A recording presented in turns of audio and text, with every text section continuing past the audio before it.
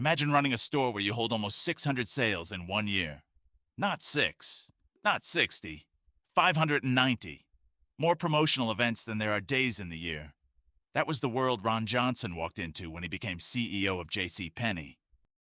Johnson had come from Apple, where he helped build one of the most successful retail concepts in the world, and JCPenney looked almost insane by comparison. According to Johnson's description of the business, roughly three-quarters of merchandise was being sold at discounts of at least 50% from the listed price. Think about what that means. If almost nobody pays the number printed at the top of the tag, what exactly is that number? Is a $100 shirt really a $100 shirt if everyone waits until it's 50? Johnson thought the answer was obvious. The system was ridiculous. Customers said they hated pricing games, so he decided to stop playing them.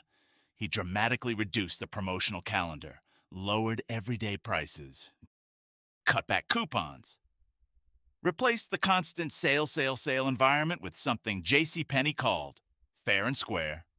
The idea was almost painfully reasonable. Instead of putting a shirt at $100 and constantly offering it for $60, why not just price the shirt near $60? No coupon, no hunt, no fake victory. Just tell people what things cost, then let them buy.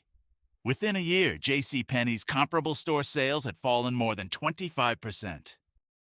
Total sales fell almost 25%. Online sales fell by roughly a third. And after about 17 months as CEO, Ron Johnson was gone. The obvious lesson seems hilarious. Customers claim they hate fake discounts. A major retailer gave them honest pricing.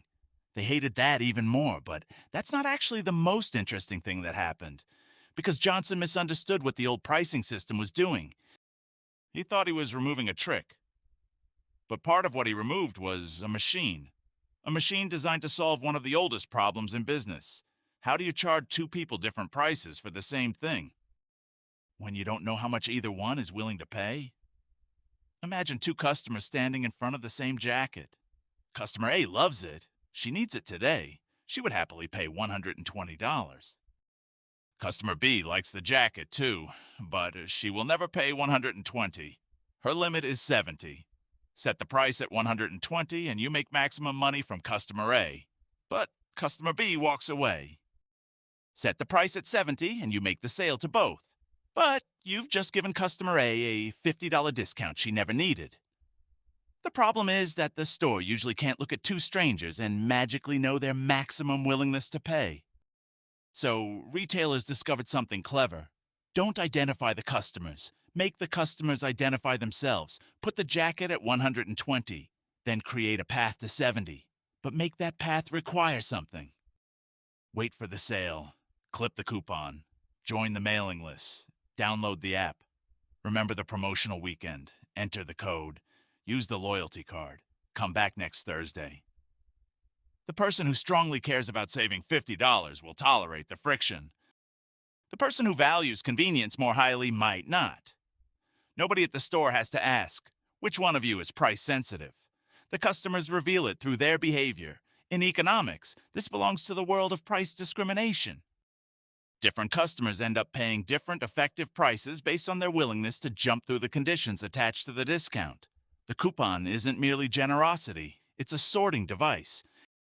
And once you understand that, JCPenney's old promotional madness starts looking less mad. Those hundreds of promotions weren't just yelling, "Come shop." They were constantly creating different paths to different effective prices for different customers. Then Ron Johnson walked in and flattened much of that machinery.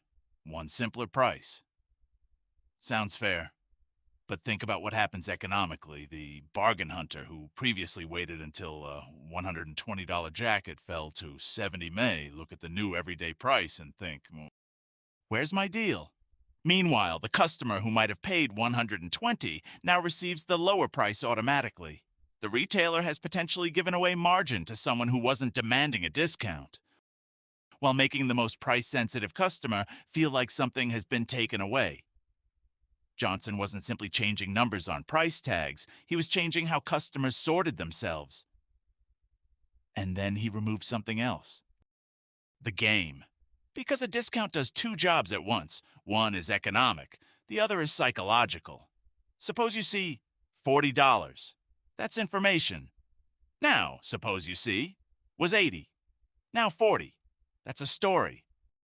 The final price is identical, but the second tag tells you that something happened. You found a bargain. You saved money. Maybe somebody else paid 80. Maybe you were smart enough to wait. Maybe you won. And now the $80 number becomes an anchor. Instead of asking, is this shirt worth $40?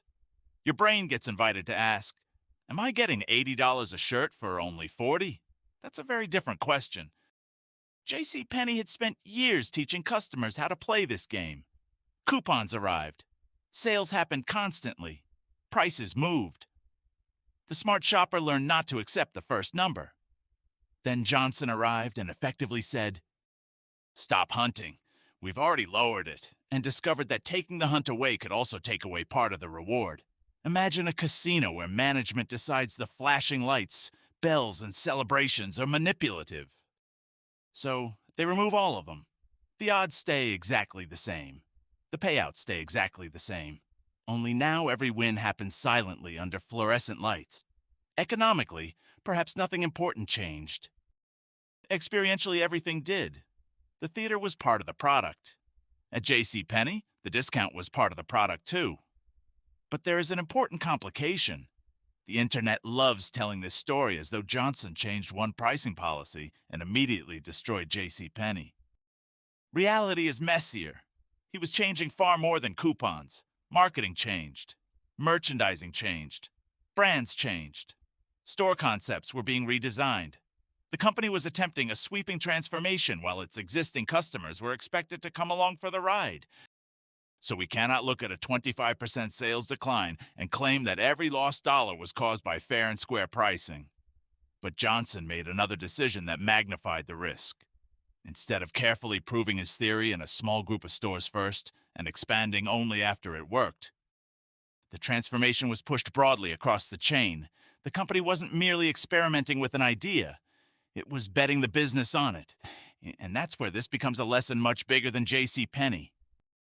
A business can have a theory about what customers should want and still be destroyed by what customers actually do.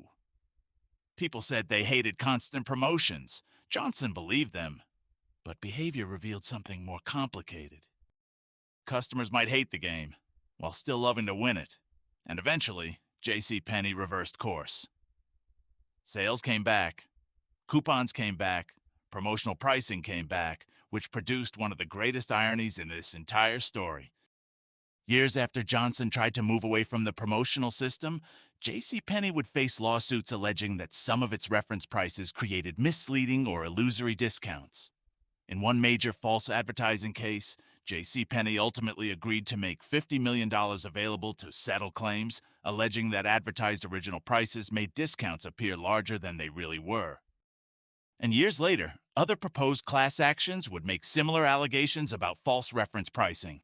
Those were allegations, not proof that every JCPenney discount was fake. But think about the circle. JCPenney built a culture around enormous discounts.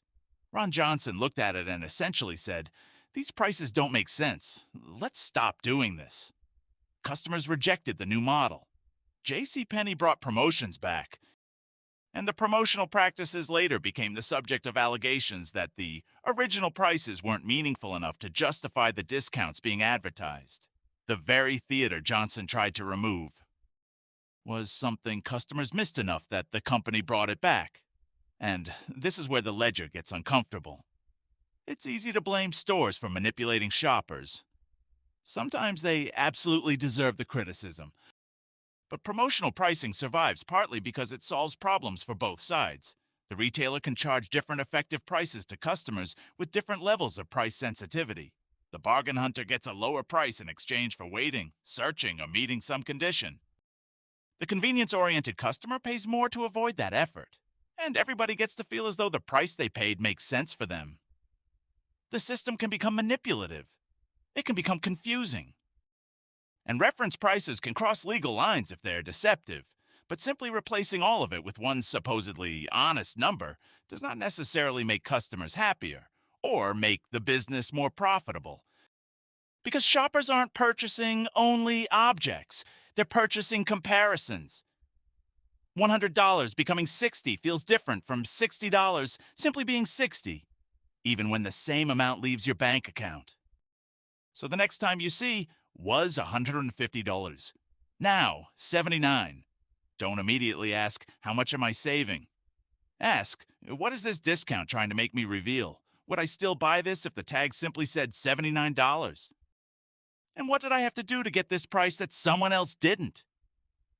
Because sometimes the sale isn't merely lowering the price, it's sorting the customers. And one of America's biggest retailers discovered what can happen when you switch that machine off without first finding out whether your customers were willing to live without it.